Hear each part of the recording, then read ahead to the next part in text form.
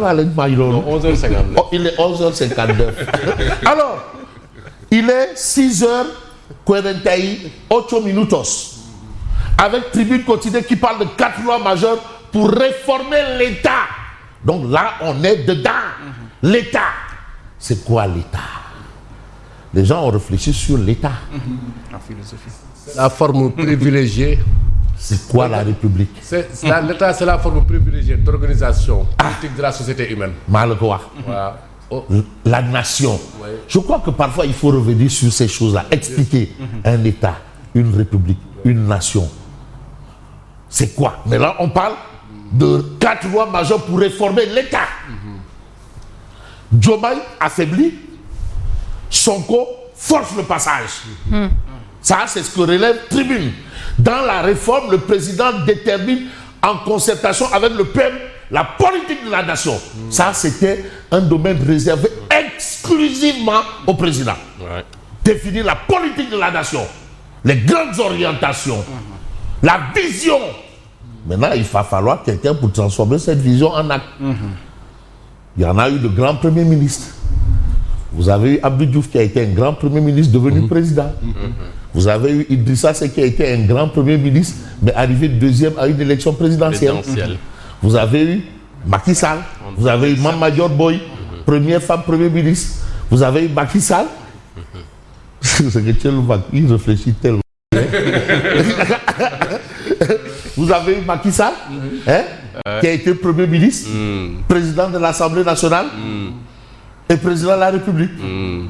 C'est ça aussi. En passant par le ministère de l'Intérieur. De l'Intérieur. Bon, et puis vous avez eu les autres.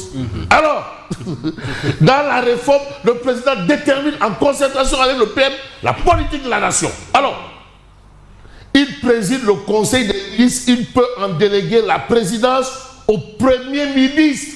Là, on est maintenant dans une autre forme de gestion de l'État. Pas sharing.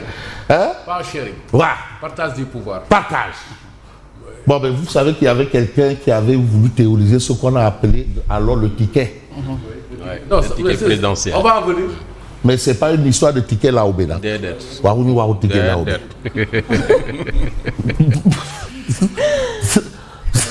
Alors, la réforme du code électoral ravive la tension entre Diomaye, président, et Abd.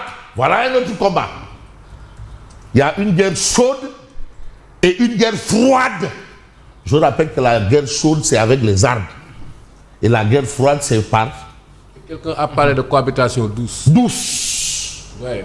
Et qui dit cohabitation douce ne doit pas penser à banane douce. C'est Ousmane Sonko qui l'a dit, non? Faut pas penser à la banane douce. Ni la banane plantain. C'est pourquoi je parle de power sharing. Ah. Souvent, après les crises, ouais. on se fait des arrangements, quoi. Ouais. Et ça débouche surtout sur ces genres d'arrangements-là. Voilà. Réformer l'État, ça demande beaucoup de choses en même temps et en temps réel. Ils ont réformé les relations.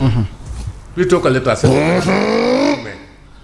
Les députés convoqués pour modifier le code électoral, Diomaye président met en garde contre un forcing procédural de Pastef.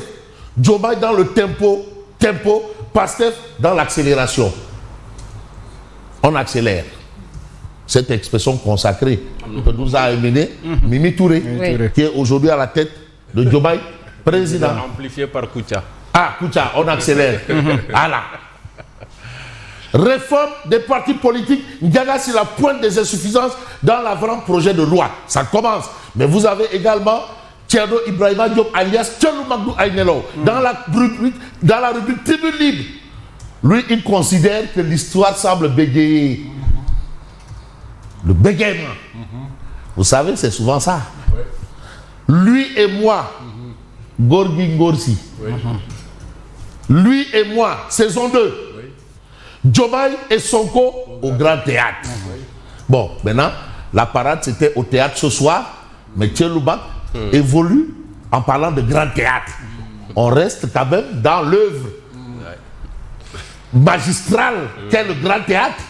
On a évolué quand même. Il faut évoluer. Ouais, bien tout sûr. change, tout évolue. Seul ce que mon tonton Moustapha Niasse avait considéré que c'est ces gens-là qui ne vont pas détruire sa relation avec Macky Sall. Alors, Mamadou Lamine Bassali, président de l'UNR, qui tire la sonnette d'alarme. Il dit quoi? Nous ne pouvons pas rester silencieux face à une telle dérive. Lui, il y voit une dérive. Et il s'inscrit déjà dans une dynamique de djihad. Djihad. Salatou ala nabi ak ikhlas, accompagné de on ne sait pas. Mais ce qu'on doit savoir, dans tout ce qu'on devrait savoir, c'est un peu ce que nous livrent les Échos. Voilà. Modification de la L29 et abrogation de la L30 du code électoral. Certains y voient une injustice. Juste, on t'a pris pour avoir volé des bonbons et des chewing-gums là, et puis après, ça te prive de tout. Bon, certains y voient quand même une bizarrerie. De toutes les façons, dans ce projet-là, Pastef seul contre tous. Ça, c'est ce que nous livrent les Échos. Le FDR boycotte le dialogue avec le ministre de l'Intérieur. Les conséquences. Rapport de cause à effet. Action, réaction. Diomaye président dénonce. Diomaye président. C'est-à-dire la coalition entretenue par le président de la République. Ah oui, le président a nommé Mimi Touré, coordonnatrice de la coalition Diomaye président.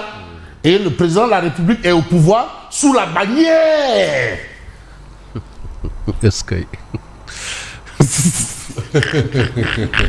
sous la bannière de la coalition. Président. Mais entre-temps, ce fameux slogan, lui c'est moi, moi c'est lui. Moi, c'est lui. Mais finalement, qu'est-ce qu'on retient? Sonko, du Diomaye ou le Diomaye moi et Sonko? Ken du moromam. Ken du moromam. Alors, Pastef seul contre tous. Diomaye président dénonce un forcing et alerte sur un risque de rupture démocratique. La démocratie et non la démocratie. La société civile appelle mais au report de l'échéance. Doucement, mollo. Publication de ces réformes constitutionnelles, Diomaye se détache de la majorité Pastef. Lui aussi, il est dans sa dynamique. Parce que c'est son rôle. Les réformes, c'est le rôle du président. Hein?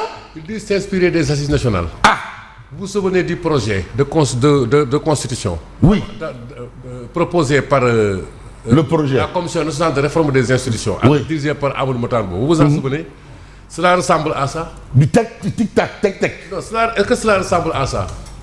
Même ceux qui sont dans le camp de Diomaye, ils sont dans un jeu. Ça, c'est pas fondamental, c'est pas substantiel quand même. C'est pas substantiel. Oui, c'est du grand théâtre, Fabrice. C'est pas substantiel. Oui. Les réformes sur la justice. Oui. Sur les relations entre le Parlement et l'exécutif, tout ça. Est-ce qu'il en parle? Tchelouma dit que ce n'est pas substantiel. Et ce qui n'est pas substantiel n'est pas cartésien. Comme de bien entendu. Le président de la République ne peut plus être chef de parti politique. Le PM va pouvoir présider le Conseil des ministres. Il peut désormais saisir la Cour constitutionnelle, le Premier ministre. Le cumul ministre-chef d'exécutif territorial, banni. Et vous avez aussi Conseil supérieur de la justice, CENI, Cour constitutionnelle, ces nouvelles, bien entendu, création. Ça, c'est ce que nous livre le journal Les Échos. S'agit-il d'échos favorables ou défavorables? De toutes les façons, le point actuel nous dit processus électoral, réforme institutionnelle et inclusion. Inclusion. La présidence s'aligne sur l'opposition et la société civile. C'est ce que relève la rédaction, justement, du point actuel. La présidence s'aligne sur l'opposition et la société civile. Alors, vous avez cette actualité et vous avez la réaction de Bassali. Le président de l'UNR dénonce un consensus de façade. De façade. Là, je suis d'accord avec vous. Un pseudo-consensus de façade. Mon voisin de Ah oui. Ah oui. Non, qui est dans mon chest là. Ah oui. Ah, wow. Il lance un appel à la résistance démocratique. Ah non, il y a un nouveau mot qui rentre, démocratique. Ouais. Mais la résistance démocratique. Mais la résistance n'est pas interdite par la loi. Du tout. Non. Résister. Du tout. Le mot résister. Oui. C'est appel à insurrection qui est un problème. C'est-à-dire ce conseil-là qui est dans le vocabulaire de ceux-là. Les Samuel Dory. Les Samuel Dory, les Gatsagassaeri, voilà. Les Koudé Seya Djurateri.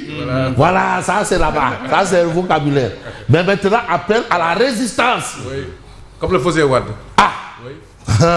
Le Gorgui national. On a vu Y'en a marre résister. À une certaine époque, quand Y'en a marre manifestait, c'était avec les bras en croix ou portés sur le dos. Appel à la résistance. Et Massali ajoute démocratique. Donc ça veut dire que tout ce qu'il veut doit s'inscrire scrupuleusement en droit de la démocratie. Mais vous avez la démocratie aussi qui est le droit à l'information. Et aujourd'hui, l'As quotidien parle de code électoral, parti politique, Conseil constitutionnel. Diomaye change tout. Change tout. L'autre a dit casse tout. Pape Diouf, lui, il change tout.